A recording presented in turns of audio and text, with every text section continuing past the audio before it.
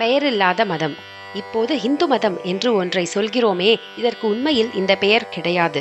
ஹிந்து என்றால் அன்பு என்று அர்த்தம். இம்சையை தூஷிப்பவன் ஹிந்து என்று சிலர் சொல்கிறார்கள். இது சமத்காரமாகவே சொல்வதே ஆகும். நம்முடைய பழைய சாஸ்திரம் எதிலும் ஹிந்து மதம் என்கிற வார்த்தையே கிடையாது.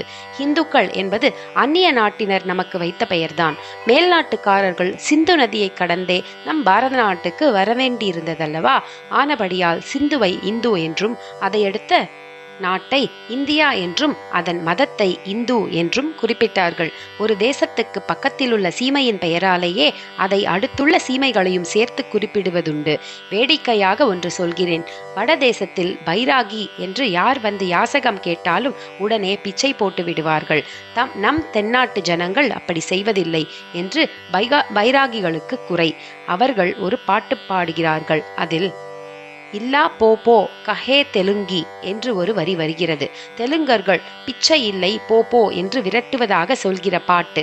தெலுங்கர்களால் வெள்ளு வெள்ளு என்றுதான் சொல்வார்களே அன்றி போ போ என்று சொல்ல மாட்டார்கள். போ என்பது தமிழ் வார்த்தை. தமிழர்கள் தான் அப்படி சொல்வார்கள். பின் பைராகிகள் பாட்டு இப்படி சொல்வதற்கு காரணம் என்ன?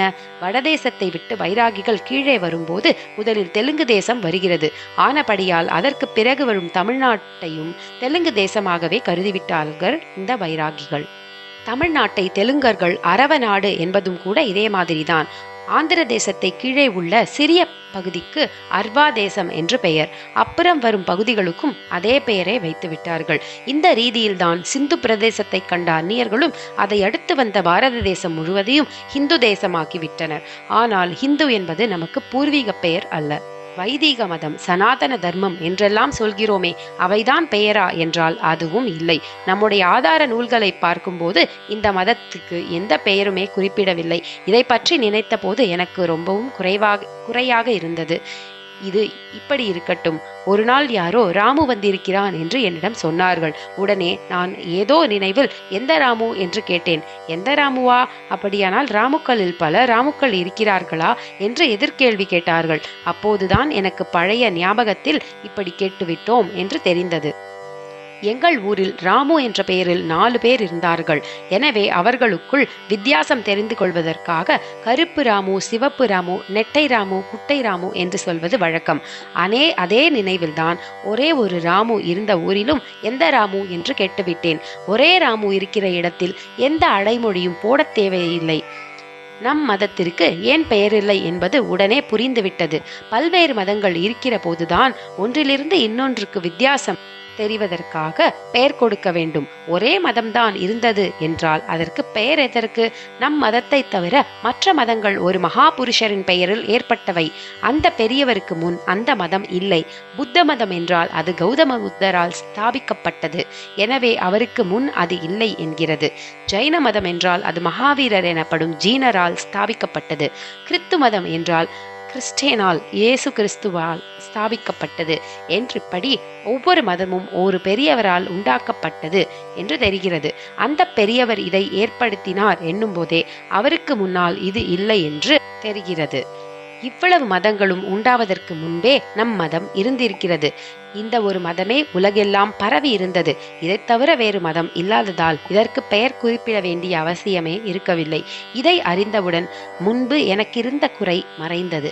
அதோடு இந்த மதத்தை பற்றி கௌரவ புத்தியும் உண்டாயிற்று. சரி, இந்த மதம்தான் ஆதி மதம் என்றே இருக்கட்டும். அந்த ஆதி காலத்தை இதை ஸ்தாபித்தவர் யார் என்ற கேள்வி வரும். பெயரில்லாத நம் மதத்தை யார் ஸ்தாபித்தார் என்று பார்த்தார் எத்தனை ஆராய்ச்சி செய்து பார்த்தாலும் அப்படி ஒரு ஸ்தாபகரை கண்டுபிடிக்கவே முடியவில்லை. பிரம்மசூத்திரம் செய்த வியாசரை சொல்லலாமா? கீதை சொன்ன கிருஷ்ண பரமாத்மாவை சொல்லலாமா என்றால் அவர்களும் தங்களுக்கு முன்னரே இருக்கிற வேதங்களை பற்றி சொல்கிறார்கள். சரி, இந்த வேத மந்திரங்களை செய்த ரிஷிகளை ஸ்தாபகர்கள் என்று சொல்லலாமா என்று பார்த்தால் அவர்களோ நாங்கள் இந்த வேதங்களை செய்யவில்லை என்கிறார்கள். பின்னே உங்கள் பேரில் தானே மந்திரங்கள் எங்களுக்கு கிடைத்திருக்கின்றன.